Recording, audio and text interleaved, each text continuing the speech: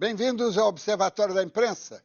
O Brasil se vangloria de, apesar da sua extensão, todos os habitantes falarem o mesmo idioma. Mas será que todos sabem usá-lo e o conhecem? A discussão foi parar na mídia por causa de um livro de português adotado pelo MEC, um duelo entre a língua falada e a norma culta. Para debater este tema, convidamos 3 especialistas em língua portuguesa: Dionísio da Silva, Sérgio Nogueira e Marcos Banho. Você também pode participar fazendo a sua pergunta pelo telefone, no número que aparece aí na tela, ou pelo computador através do Twitter e do nosso chat no site da TV Brasil. Mas antes, vamos ver o que foi notícia na mídia esta semana. Enquanto os meios econômicos do mundo inteiro esperam aflitos a indicação do substituto de Dominique Strauss-Kahn na chefia do FMI, os jornalistas da França e dos Estados Unidos estão duelando em torno das normas éticas que regem as duas corporações profissionais. Os franceses consideraram cruel a publicação das fotos de um cidadão algemado antes de ser considerado criminoso. Já os americanos estão indignados com a descrição adotada pelos jornais franceses, onde a vida privada das figuras públicas raramente é revelada. Mas ninguém discute a inocência ou culpa do acusado. O debate é ótimo. Quem está ganhando é o leitor, que nunca mais vai ler jornal do mesmo jeito. A Folha de São Paulo publicou ontem uma capa promocional e aparentemente paga, comemorando as 30 mil edições do jornal em 90 anos de vida. A manchete considerada a mais importante foi a da queda do Muro de Berlim em 10 de novembro de 89. Acontece que neste dia a principal manchete da Folha foi outra. Escolher hoje a manchete que será história amanhã é o grande desafio do jornalista. E quem lembra o caso é o primeiro ombudsman da Folha, Caio Túlio Costa, num artigo no site do Observatório da Imprensa. Um programa da BBC de Londres acusou a FIFA de esconder um documento que revela os nomes de 2 dirigentes obrigados pela Justiça a devolver o valor de propinas recebidas de uma empresa de marketing esportivo. Um deles seria Ricardo Teixeira, presidente da CBF e do comitê organizador da Copa do Mundo no Brasil. Segundo o programa da BBC, o valor foi de 9 milhões e meio de dólares. A mídia ficou de olho, com exceção do jornal O Globo e dos telejornais da TV Globo. Ninguém estrelou.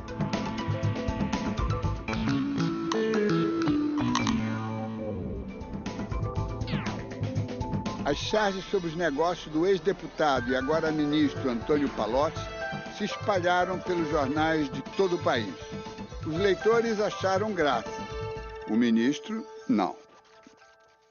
De olho no passado, a historiadora Isabel Lustosa nos mostra como a leitura de um jornal antigo pode nos contar muito sobre a vida de uma cidade e a realidade de um país.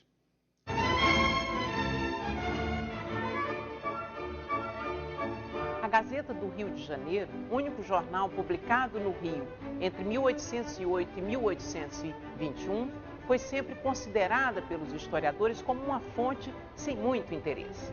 Foi o trabalho da historiadora Maria Beatriz Nisa da Silva que revelou como dos anúncios da Gazeta se pode reconstituir a forma como viviam os brasileiros do Rio naquele período. Como era o interior das residências, qual era o seu mobiliário, como se vestiam as pessoas, quais eram os hábitos alimentares. E como esses hábitos se transformaram violentamente depois da abertura dos portos às nações amigas. Foram os ingleses os primeiros a trazer para cá um mobiliário mais sofisticado, elementos da decoração de interiores, instrumentos musicais, mesmo meios de transportes antes pouco conhecidos aqui por conta do alto preço ou por conta das dificuldades mesmo de entrada da mercadoria no Brasil. Com a queda de Napoleão e o restabelecimento das relações comerciais com a França em 1816, o Rio de Janeiro sofreu uma verdadeira invasão francesa. cabeleireiros, perfumistas, alfaiates, costureiros atravessavam o Atlântico para se estabelecer aqui, preferencialmente na Rua do Ouvidor. Em 1818, Dirham anunciava pela Gazeta a venda de perfumes, essências, loções, sabonetes, etc. Tudo que havia de mais sofisticado nesse ramo em Paris. O chapeleiro Tournier, na Rua São José, vendia todos os tipos de chapéus. Se os anúncios da Gazeta do Rio de Janeiro são fonte importante para conhecer a violenta transformação que a corte viveu a partir da chegada do rei, servem também para informar as condições da grande marca da escravidão naquela sociedade. São muitos os ingleses e franceses que se anunciam pelas páginas da Gazeta como capazes de qualificar a mão de obra escrava.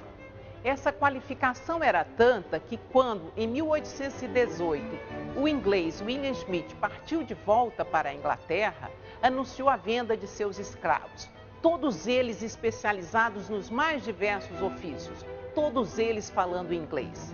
E um deles tocava piano muito bem. Na crônica de Maurício Menezes, a dura vida dos assessores de imprensa de políticos em campanha. De olho na gafe.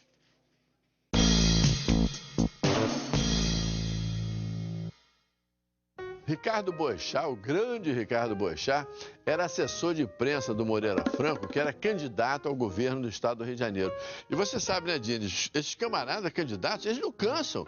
Eles sobem escada, desce escada, apertam a mão, abraçam e tal, não param o dia inteiro, eles não cansam nunca.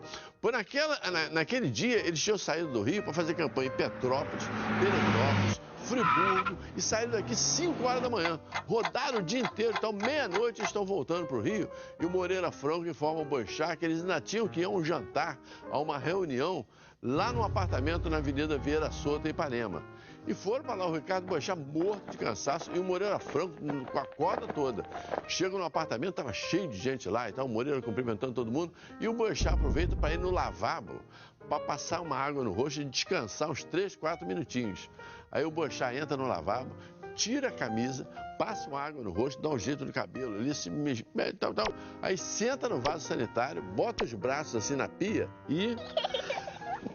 Na visão dele, o Diniz, ele deu uma descansada de uns 4, 5 minutos. Mas quando ele abriu a porta do lavabo para sair, estava no sofá ali, seminua, a dona do apartamento, de cueca, em pé na janela, olhando o mar.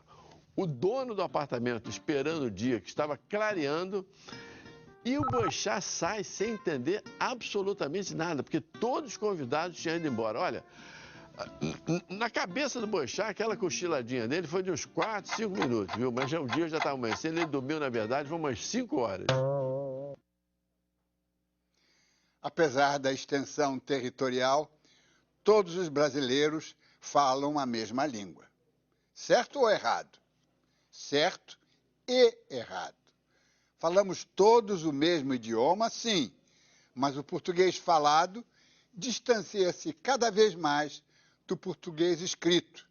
E isto ficou evidente nas últimas semanas, quando a mídia impressa e falada descobriu e passou a desancar um livro editado pelo Ministério da Educação que constata esta dissociação. O debate é extremamente salutar e deveria tornar-se permanente, porque a própria mídia tenta usar a norma culta quando escreve, porém mostra-se indulgente e até relapsa ao usar os meios eletrônicos. Os portugueses falam o mesmíssimo idioma, mas a distância entre o falar e o escrever é quase inexistente, mesmo nas camadas populares. Isto não tem nada a ver com o poeta Camões e o padre Vieira, que também são cultuados por aqui. É que na escola ou no liceu português investe-se na correção do idioma, porque lá a gramática é vista como ferramenta para tornar a comunicação mais efetiva. Esta é a questão. Os livros não fere apenas a concordância, fere a compreensão. A indignação da mídia com o livro por uma vida melhor deveria estender-se ao seu próprio desempenho. Escrever bem é pensar bem, dizia Otto Lara Rezende, grande jornalista e escritor mineiro. Escrever bem ou falar bem é uma opção individual. Já pensar bem é um problema social. A decisão do MEC de não recolher livros didáticos com erros de português ganhou enorme espaço na mídia. A obra Por uma Vida Melhor, distribuída pelo Programa do Livro Didático e voltada para jovens e adultos, recebeu críticas até da Academia Brasileira de Letras. A grita foi geral, mas o Ministério defendeu a publicação, que ensina no capítulo Escrever é diferente de falar, as variantes das normas culta e popular do idioma. Esse debate dessa semana ele foi feito por um grupo de pessoas que a gente poderia colocar a legenda assim, não li e não gostei. Porque quando as pessoas começaram a ler o livro, elas então começaram a entender que o livro não defende que se fale errado, mas o livro explica que existe uma forma coloquial, ali daquela comunidade, daquela cultura de se falar, e que existem outras formas. E aí o livro conduz o aluno, que é um jovem ou um adulto, a refletir sobre a sua forma de falar, sem humilhar, sem excluir, sem discriminar, mas mostrando que existem outras formas de falar. O que causou estranhamento foi que nós dissemos em um trecho do livro que num trecho dentro de um capítulo que trata de concordância, né, concordância nominal e verbal, de acordo com as normas que regem a língua culta, ou a língua padrão, ou a norma de prestígio, né, como queira. Seguindo esse estudo, dentro do capítulo, num aspecto, um trechinho, nós dissemos que nem sempre na linguagem popular falada, essa concordância é observada na sua totalidade. Então, no trecho diz assim, então se eu disser, eu posso falar os livros? Aí nós escrevemos, claro que pode. Depois a gente explica, dentro de um contexto, em determinadas situações informais, mas não dissemos em nenhum momento que é para escrever assim na norma culta. Não é para escrever. E nós não estamos ensinando a escrever assim. Estamos admitindo que na fala existe esta possibilidade, esta variante. A polêmica se propagou por todos os setores. Educadores, poetas, linguistas e escritores também se pronunciaram. Do ponto de vista gramatical, primeiro temos que dizer o seguinte, todos nós cometemos erros. Inclusive os jornalistas, todos que estão escrevendo sobre isso aí, sabem disso. Os jornais fazem as suas correções diárias sobre isso. Existe um cinismo na nossa cultura que diz uma coisa e diz outra ao mesmo tempo. Nós temos a dificuldade de juntar ou articular o que é norma e o que é exceção. Na cultura contemporânea, a exceção virou a norma. A ruptura virou a norma. E isso, claro, que acontece na gramática também. Existe uma cultura oral e uma cultura escrita. Em todas as culturas. Aqui, a separação é mais gritante. O que me parece é que esse livro está tratando disso, mostrando as duas vertentes. Agora, claro que qualquer professor, essa professora mesmo, pelas entrevistas que eu vi dela, ela diz que ela ensina a norma culta. Apenas está dizendo para os alunos que existe uma outra variante que é oral. Aliás, no texto de uma entrevista dela, ela dá como exemplo isso, ela diz, se eu falar, não é escrever, que tem uma diferença muito grande. Então, existe um sistema, existe uma ordem na sociedade. Todo esse papo de que não há ordem, não há limite, não há fronteiras, não há regras, é um papo da moderna contemporaneidade que deixa as pessoas confusas. O linguista estuda a língua como a língua funciona naquela região, naquele meio social, naquele momento histórico, etc. Já o professor de português, não.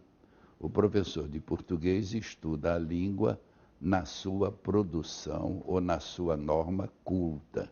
No Brasil, o ensino de português nunca foi ensino da língua portuguesa, no sentido linguístico da palavra, mas era o ensino da norma culta portuguesa.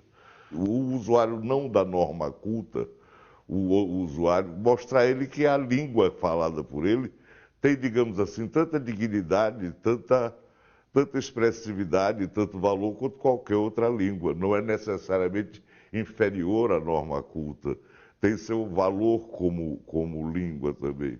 Mas só que isso confunde as coisas, porque o debate é em torno do ensino, que, na minha opinião, deve prevalecer, da norma culta. Agora, não apenas como privilégio de alguns, como tem sido até hoje, mas que a norma culta seja acessível e compreensível e utilizável por todos os brasileiros, que continuarão a falar seus outros dialetos numa boa.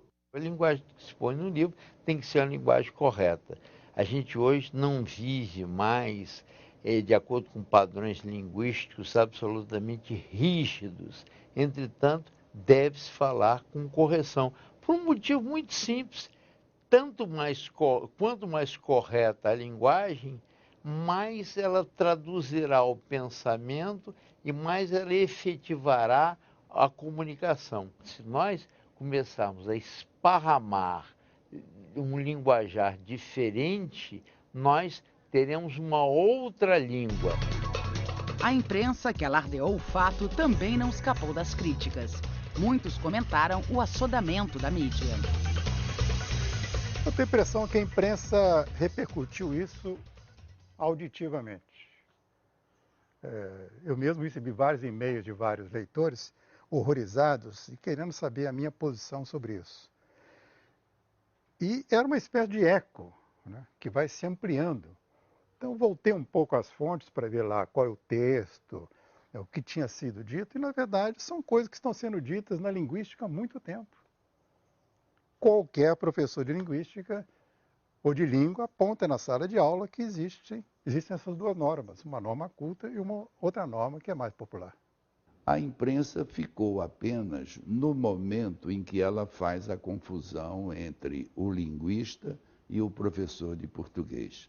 Apresentadas as frases "nós pega o peixe", que a professora declara linguisticamente correta, que é uma frase correta porque aparece num determinado momento, mas num livro didático aquilo soou como se fosse a lição permanente, em lugar de a imprensa ter mostrado que aquilo foi um momento, por sinal, a meu ver, um momento infeliz, na hora de escrever um capítulo muito bem escrito sobre língua padrão. Posso afirmar que houve um desconhecimento, e aí acho que é um jornalismo mais frágil, porque eu só posso fazer um debate ou fazer um editorial de um jornal de TV. Feito, eu assisti alguns, dizendo o Ministério quer que todos os brasileiros falem errado, né? Quando a gente sabe que aquele jornalista tão enfático não leu o livro, que não pregava o que ele estava dizendo, eu posso dizer como cidadã que é um jornalismo que não contribui para melhorar a informação das pessoas. Estão conosco hoje 3 especialistas em língua portuguesa. Aqui no Rio, os professores Dionísio da Silva e Sérgio Nogueira. E em Brasília, o também professor Marcos Banho. Dionísio da Silva, velho colaborador dos observatórios, não é? Romancista, professor, pró-reitor da Estácio de Sá, mas é também crítico da imprensa no site do Observatório da Imprensa. Eu queria que vocês começassem examinando o papel da imprensa, quer dizer, o Afonso Romano, que também é jornalista, um excelente jornalista, chamou a atenção para a repercussão, o ruído exagerado que a imprensa deu. Como é que você vê o papel da imprensa nesse episódio e nesse debate? Boa noite, Dines. Boa noite, pessoal do Observatório da Imprensa. Eu acho muito bonito que a imprensa tenha falado de livros, e de autores, e que nós estejamos hoje aqui falando de livros e de autores. Porque a imprensa faz um ocultamento do autor brasileiro de todos os gêneros, de um modo tal que chega um tempo que a gente diz, bom, de uns anos para cá não tem mais literatura, não tem mais ensaio, não tem mais livros, né? Nós sempre falamos disso no Observatório da Imprensa, desse ocultamento. Agora, neste caso, eu acho o seguinte, eu falo assim as coisas numa conversa clara, sou sempre para externar opinião e estou disposto à controvérsia. Eu entendo que presta um desserviço ao povo brasileiro quem usa o espaço da aula de língua portuguesa, que é tão pequeno, o nosso aluno fica tão pouco na escola, com essas, digamos, questões, não é que eu acho que não são interessantes, mas que são de uma disciplina que não é, a linguística não é ensinada no ensino médio. Nós temos que democratizar a norma culta. Eu gostei muito do que o escritor João Ubaldo Ribeiro disse, por motivos óbvios. Me identifico mais com ele porque sou mais jardineiro das palavras do que botânico, não é? Da língua portuguesa. Eu me identifico assim que nós temos que democratizar a norma culta, porque eu acho, sinto e percebo assim, às vezes até constato, que nós queremos, muitas vezes, fazer a inclusão sem esforço. Então nós temos que incluir o desincluído sem esforço. Mas eu não me incluí em latim sem estudar, não me incluí em grego sem estudar grego. A gente não se inclui na língua culta sem estudá-la. E está faltando muito no Brasil, na escola, essa relação bunda, cadeira, hora. Nós queremos facilitar, mas aprender é difícil, exige esforço. Agora, para ser objetivo para a sua pergunta, Diniz, eu acho que é muito bonito que estejamos aqui, estou contentíssimo de discutir e de ouvir a controvérsia, disposto a ouvir a controvérsia, de a gente discutir livro. Agora, e essa é a minha opinião, eu acho que o professor de língua portuguesa, ele é pago pelo Estado ou pela escola privada para ensinar língua portuguesa para aqueles que não sabem, tanto que eles estão na escola. Se não precisa ensinar isso e se ele não precisa aprender, não há por que nenhum dos dois estarem ali. Marcos Banho, em Brasília, como é que você vê essa questão? Primeiro, a controvérsia em si, não é? Que, segundo alguns testemunhos que nós apresentamos, de certa forma, a imprensa se perdeu um pouco na sua vocação de fazer barulho. Mas, e o caso em si, o livro em si, como é que você vê essa questão? Boa noite, Alberto Diniz, boa noite a todas as pessoas que estão nos assistindo. Eu quero começar dizendo de maneira bem enfática que esse debate mostra uma leviandade gigantesca da nossa grande mídia e uma ignorância profunda das pessoas que têm feito comentários a respeito desse livro didático, né? As pessoas estão falando sem ter lido e sem saber o que acontece na educação brasileira há mais de 20 anos, quais são as diretrizes da nossa educação hoje em dia e, principalmente, o que é ensinar português hoje em dia. Então, as pessoas estão ainda no século XIX, fazendo comentários do século XVIII, enquanto a educação brasileira, o Ministério da Educação, os livros didáticos já estão no século XXI.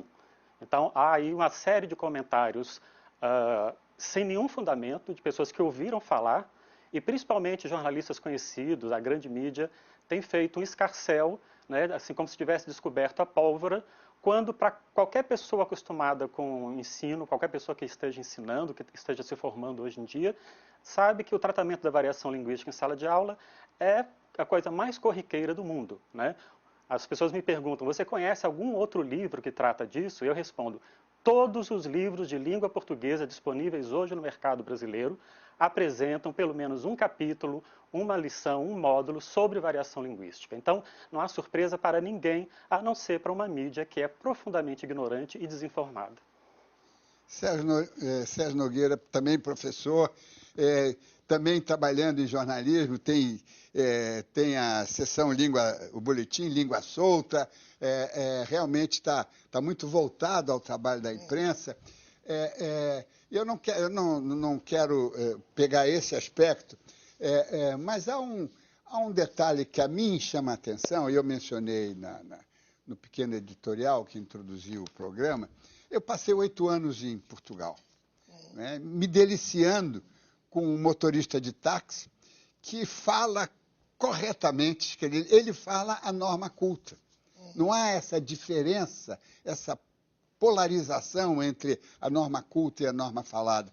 Por que a gente não consegue fazer um ajuste nisso para que a coisa seja natural, para que depois, na norma culta, se incluam, como o Mário de Andrade fez, uma série de relaxamentos, algumas coisas mais elásticas. Queria saber.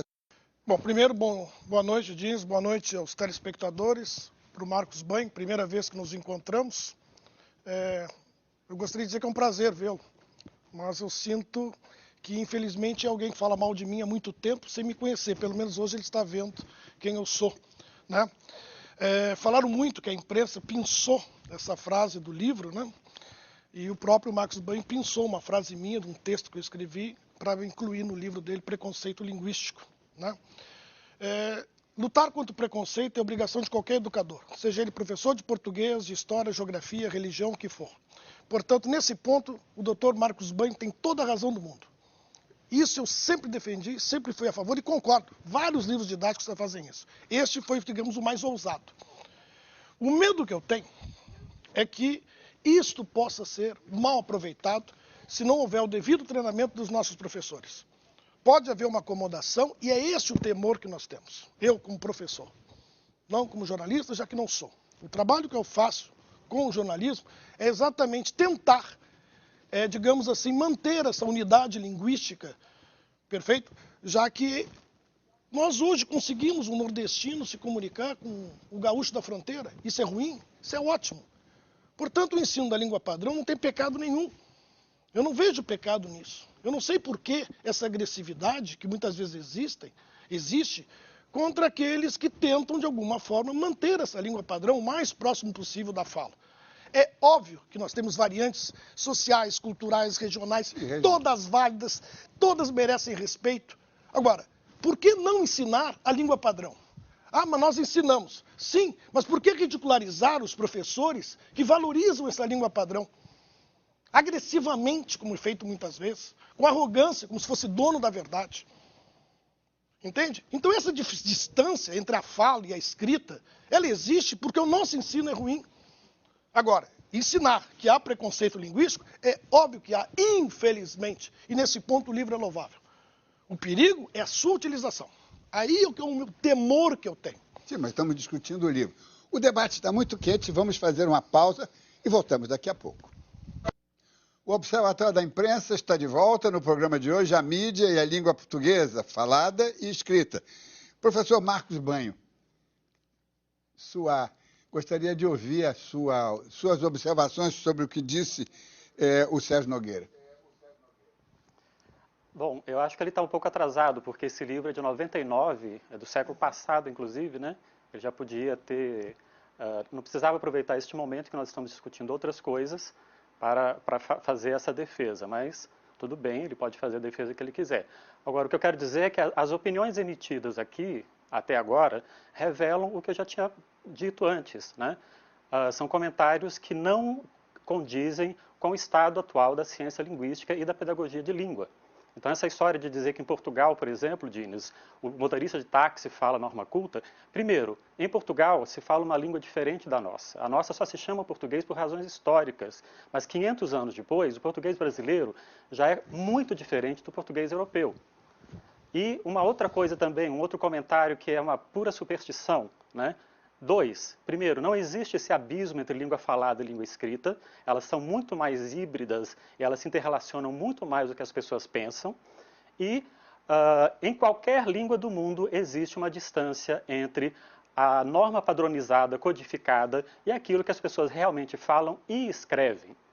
Você veja, por exemplo, Diniz, que em Portugal é perfeitamente correto dizer a gente fomos, a gente queremos. Né? Existem milhares de horas gravadas de portugueses falando em que aparece essa construção, que no Brasil é tremendamente condenada. Né? Então nós temos que separar as coisas. O português brasileiro é uma coisa, né? Nós já estamos produzindo gramáticas excelentes da nossa língua, mostrando como é a nossa língua de verdade, inclusive a nossa língua culta, que as pessoas ainda acham que é aquele padrão com que essa de Queiroz escreveu no século XIX, não é nada disso, né? Existe um português brasileiro culto contemporâneo que é muito diferente do que vem empregado nas gramáticas normativas, né? Este é o verdadeiro abismo, né? Existe uma língua brasileira, um português brasileiro culto contemporâneo e, no entanto, as gramáticas normativas ainda se prendem a uma língua literária muito ultrapassada, pré-modernista, né? Então, o debate, para ter um mínimo de nível, ele tem que ter um mínimo de conhecimento de causa.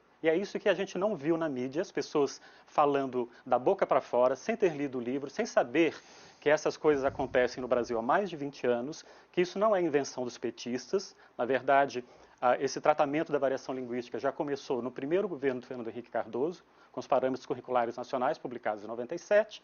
Então, volto a dizer, ignorância profunda, né? As pessoas não leram o livro. Eu acho que 111% dos comentários que foram feitos na mídia, na internet, revelam cabalmente que as pessoas não leram, né? Mas ouviram dizer que alguém disse e começaram a esbravejar, né? A Assembleia Legislativa do Rio de Janeiro quer processar o Ministério da Educação, uma procuradora federal disse que isso é um crime contra a língua, mas que estupidez, vão ler o livro, a professora ali insiste, né? Isso existe, é um fato, a gente não pode negar os fatos que existem, né? Eu não vou dizer que as baratas não existem porque elas são feias e nojentas, elas existem, né? Assim como existem muitas línguas faladas no Brasil, né? O Brasil é um dos maiores centros de multiplicidade linguística, nós temos mais de 190 línguas faladas no nosso território. Então, essa ideia também de acreditar que o Brasil é um milagre linguístico, porque aqui todo mundo fala e se entende, as pesquisas estão aí para mostrar que não. Isso não é uma verdade, é mais um mito da nossa cultura, né? Então, enquanto a imprensa e as pessoas que se dizem especialistas em língua na imprensa, né, não forem estudar o que realmente acontece, não recorrerem às pesquisas muito bem feitas, que há mais de 40 anos estão aí à disposição de quem quiser, o debate vai continuar assim, né? Pessoas falando com fundamento de causa e pessoas falando assim, absolutamente de um modo leviano. Marcos Banho, professor, quero contestar um pouco. Primeiro, eu acho que não são duas línguas, tanto que o José Saramago, editado em português brasileiro, a sua primeira edição foi o Memorial do Convente, que foi traduzida para o brasileiro, foi um fracasso. E quando o livro foi lançado no seu português nativo, foi um sucesso estrondoso, maior do que em Portugal. Eu discordo, e aí eu não sou especialista, aliás, não sou especialista em nada, sou apenas um jornalista sintonizado com os problemas do meu tempo. Agora, em Portugal, o que me chama a atenção é essa convergência entre a norma culta deles e a norma falada deles, que há uma convergência evidente e que facilita a compreensão. E aqui no Brasil... Mas claro, porque a nossa norma padrão é baseada na fala deles. Exatamente. Esse que é o problema. Eles falam mais próximo da norma culta, porque a gramática normativa da língua portuguesa se baseia na língua falada em Portugal. Então, no dia que nós tivermos uma gramática normativa brasileira inspirada no que a gente fala no Brasil, aí sim a coisa vai ficar... Você vai ver como vai ficar pertinho o português culto da gramática normativa. Mas enquanto a gente tiver uma gramática da língua portuguesa... Só quero dizer que eu observei, no período que lá vivi, essa convergência que eu gostaria que houvesse no Brasil e ainda não percebo um grande esforço nesse sentido. Sérgio Nogueira, por favor. Não, eu só queria comentar, essa última fala do Banho, eu concordo com praticamente tudo que ele falou aí. Perfeito? Inclusive, é bom que todo mundo saiba que isso não é novidade. Ele falou em 99, falar de adequação, isso vem de longa data. Que o conceito de certo e errado está superado, isso aí há muito nós falamos nisso. Né? O que eu estranho é essa forma do tipo, os especialistas são ignorantes, estão no século passado, essa arrogância de quem se diz superior aos demais. Entende? Essa forma, até certo ponto, agressiva que me incomoda, né? Porque eu escrevo para jornais, revistas há muito tempo, né? E eu não entendo por que esses doutores, né, costumam criticar não só a mim, eu sou inclusive uma vítima pequena, mas eu vejo crítica a outros colegas de uma forma super agressiva, como se fosse um pecado você passar, né, essa norma padrão, que eu concordo, é brasileira, não é portuguesa. Por sinal, a tal frase que ele pensou, que ele não gostou que eu falasse, porque já é do século passado, era exatamente uma brincadeira que eu fiz um leitor me perguntou quem é que fala o melhor português. Não existe melhor. Entende? Daí eu de brincadeira, deve ser em Portugal. Aí ele pensou essa frase e jogou lá como sendo preconceituoso. Dionísio. Diniz, eu acho uma tristeza que a gente esteja discutindo a coisa num nível assim que a gente passa a fazer um contraste, aquele vale e outro não vale. Mas há algumas coisas que para mim são muito claras, que são as seguintes, olha. O Machado de Assis, quando ele foi incluído na vida e na cultura brasileira e na literatura brasileira, ele teve que aprender aquela língua que não era dele. Ele veio lá do morro. Ele era preto, pobre, epiléptico, gago. Aquela língua que ele trazia não pôde ser a língua aceita. O que aconteceu com o Machado? Ele se apropriou daquela norma que ele desconhecia e se tornou mestre daqueles que usavam essa língua para excluí-lo. Esta é a verdadeira inclusão. Esta é a inclusão. Você tirar o sujeito da ignorância. Aí sim é ignorância. O que ele ignora? Ignora a norma culta. Quando um médico dá uma receita lá em Ijuí, do Iapoca a Ijuí, lá no Chuí, né? E dá lá no Nordeste, lá no Norte, ele vai dar uma receita em língua portuguesa da norma culta. E se ele errar uma letrinha da ortografia, a enfermeira vai dar um veneno para o seu paciente. Este é o problema. E é muito grave esse problema. Quando você fala, e o brasileiro é senhor de uma habilidade impressionante, ele está falando e fala bem, o brasileiro fala bem. Por que o brasileiro escreve mal? Porque ele não domina aquele código em que ele deveria escrever, ele domina aquele em que ele fala. E como você disse, eu concordo com você, que em Portugal essas coisas estão mais próximas. E é um equívoco dizer que a nossa fala, a nossa língua escrita está próxima daquela de Portugal do século XIX. Não está, de jeito nenhum. Há dados inequívocos, textos que comprovam o contrário. A norma culta brasileira se apropriou de um linguajar coloquial e trouxe para a norma culta, está valendo isso. Eu só queria concluir com o seguinte, Diniz. Para soltar uma pessoa da cadeia, o advogado tem que usar a norma culta. Se ele usar aquela com que ele conversa, ou aquela que ensina no livro, ou aquela que estão defendendo, a gente vai ficar preso lá. Nós vamos a um intervalo e voltamos já. Estamos de volta no Observatório da Imprensa de hoje, o debate na mídia sobre a polêmica gerada pelo livro de português adotado pelo MEC, que discute as normas cultas e populares da nossa língua. E, professor Marcos Banho, tem aqui uma pergunta de um telespectador, que nós temos que ouvir os telespectadores, porque eles também participam desse debate, ele pergunta...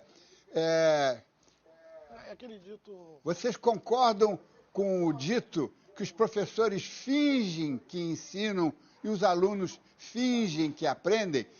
A pergunta foi enviada por Ginaldo Ferreira da Silva, de Vitória, Espírito Santo.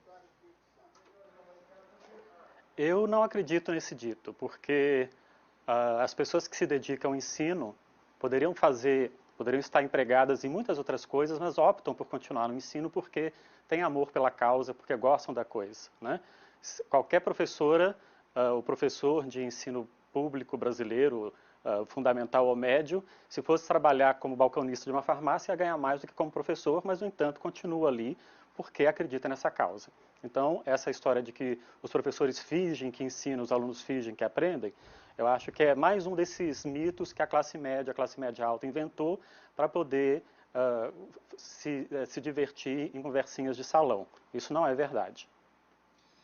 Sérgio Nogueira, mudando agora um pouco, como é que você vê daqui para frente esse debate? O que nós podemos fazer para que não haja essa excitação, isso passe a ser uma coisa natural, não é? Eu vejo com muito bons olhos, eu sou otimista, sempre fui.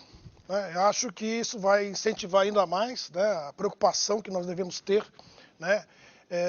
Eu discordo um pouquinho do Dionísio quando se diz que temos que ensinar só a língua portuguesa. Eu acho que a linguística tem que chegar às escolas também. Eu acho que não faz mal nenhum. Esse conceito da adequação... Sim, mas aí já numa fase superior... Eu acho que desde essa primeira frase, eu acho que você ensinar que existem variantes linguísticas, não só sociais e culturais, mas também regionais, ensinar que o regionalismo, o gauchês, o carioquês, são todos válidos e têm o seu devido momento. Eu gosto muito de uma imagem que, se não me engano, o nosso mestre acadêmico, Evanildo Bechara, tem o hábito de dizer, né, que hoje nós temos que ser poliglotas dentro da língua portuguesa, conhecer todas as nossas variantes linguísticas devido à nossa riqueza. Tá?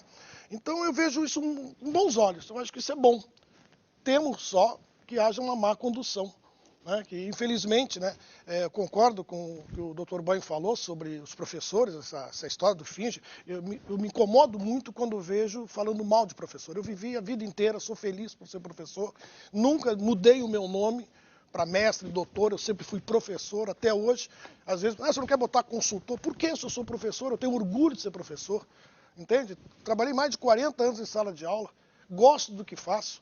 Cometo meus enganos lá, tudo bem, acho que todos nós cometemos, mas o professor tem que ser exaltado sempre, principalmente pelo que eu disse, ganha uma titica, para não dizer coisa pior, entende? Está lá, é óbvio, tem uns fracos e outros, então eu não gosto de que o professor seja ofendido, agredido, seja ele qual for. Eu acho que ele merece muito respeito.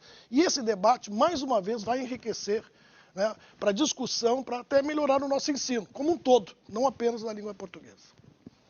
Dionísio, você está querendo aqui falar há muito tempo e eu não estou lhe dando chance? Não, mas você faz bem disciplinar. Eu sou falador. Eu queria dizer o seguinte, que é bom que a gente vá para a imprensa criticar, porque a outra saída era a gente ir no Ministério Público e denunciar. E a outra seria fazer um boletim de ocorrência e dizer o seguinte, olha, eu matriculei o meu filho naquela escola para ele aprender a língua portuguesa. E o professor está dizendo que pode ser assim, pode ser assado, uma coisa que ele não tem discernimento, porque para cada idade, para cada faixa de estudos tem o conteúdo adequado, não é? Então, eu acho que é bom que a gente venha para a imprensa e discuta, e venha a público. É dessa conversa clara que vai nascer o trato justo. E a função da imprensa é essa. Mediar, não é? Isso, mediar o debate. Agora, eu acho muito grave, eu digo assim, meio de brincadeira, porque umas coisas a gente escreve e outras dias de brincadeira. Se um professor desse ensinasse minha única filha a escrever desse modo, ela não teria chegado onde chegou, lógico que não. E eu vou ilustrar com um pequeno exemplo, que aliás é nacional. Os grandes textos, as referências solares de escrever bem na mídia brasileira estão envelhecendo. E nas escolas também. O Brasil, apesar... Eu não sou desse sujeito que pensa assim, quanto pior melhor, eu sou contra tudo, eu quero que caia. Eu respeito muito o ministro Fernando Haddad. Eu acho que ele vem para a rádio, inclusive no caso desse livro, mesmo discordando dele, eu senti uma coragem. Olha, o entrevistador inclusive apertava. O Brasil está em último lugar em matemática, nas classificações internacionais, no domínio, na competência de entender a língua portuguesa. Eles, pois mas nós estamos melhorando. Primeiro a gente nem fazia estatística. Agora já estamos fazendo, a gente andou 2 pontos, andou 3 pontos, a gente está andando, está melhorando. Eu respeito muito o trabalho, né, o trabalho que tem que se fazer. Agora, Dines, eu acho que a gente tem que dar nome aos bois, né? E eu não chamo os outros de ignorantes. Ignorante a gente já não porção de coisas. Por exemplo, quem não leu nenhum romance meu, ignora os meus romances. Vou agora penalizá-lo, vou culpá-lo? Não, não é isso. O que eu quero, por fim, para concluir aqui nessa intervenção, é o seguinte. Os professores são pagos pelo Estado ou pela escola privada para ensinar esta norma culta e democratizá-la. Porque é com ela que você pensa, é com ela que você defende a liberdade, é com ela que você ama e vive e tal. Torna compreensível. E se torna compreensível. Como é que você vai inventar, como é que você vai fazer tecnologia, você vai fazer ciência sem essa língua, com essa lógica interna, com essa organização? Agora, uma prova de que vai mal esse tipo de estudo, já que os professores que defendem esse outro lado, eu não quero citar nomes, não é o caso, porque não se pode fulanizar uma discussão dessa. Pois é, esse é o perigo, Esse é o perigo. Eu não estou contra ninguém, por exemplo. Eu admiro o professor de todos, porque se dedicam. Eu gostei muito do professor que lembrou. Os professores não fingem que ensinam, não. Eles têm um lado sacerdotal na docência, não é? Eu tenho 34 livros publicados e a pessoa diz, o professor Dionísio, não o escritor Dionísio, não é? E eu tenho muito orgulho disso. Agora, como o Sérgio falou aí também, uma prova assim, cabal, de que esse negócio está dando errado, vamos a uma hipótese científica. Estão ensinando assim nas universidades, inclusive em centros de excelência, como a Unicamp, há muito tempo. Está dando errado. Por quê? Cadê o grande texto? Cadê os grandes textos que as universidades produziram? Cadê os leitores que a universidade está produzindo? Está rebaixando. Concluo de vez, essas pessoas que estão aparecendo mais como defensores da linguística não são os linguistas que eu respeito. Tá.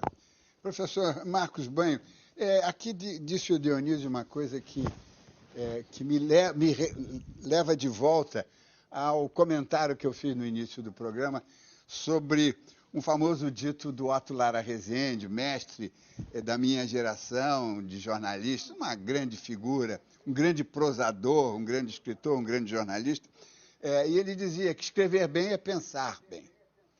Não é? Quer dizer, não adianta, isso tem a ver com esses trabalhos. Eu recebo teses de doutorado na minha área, não é? E às vezes fico abismado porque não entendi. São mal escritas mesmo. Não entendi. Como é que se pode realmente fazer com que se pense melhor na universidade? Bom, tem muitas coisas aí para a gente discutir, né? Infelizmente, o programa não vai ser suficiente para isso, né?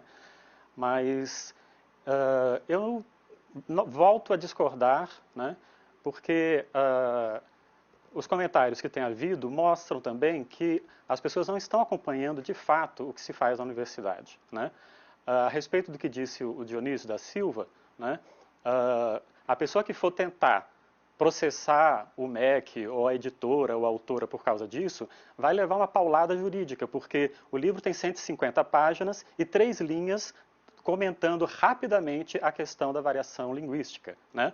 Porque, volto a dizer, todos os livros didáticos fazem isso e como uma espécie de porta de entrada para a pessoa se sentir mais predisposta a aprender essa famosa norma culta que ninguém sabe exatamente o que é, né? As pessoas ficam aí esbravejando em nome da norma culta, mas elas mesmas não sabem definir o que seja isso, né? Até porque norma culta para o pesquisador tem um significado e para as pessoas em geral tem outro, né? Que na verdade são vários e que não tem nenhuma fundamentação.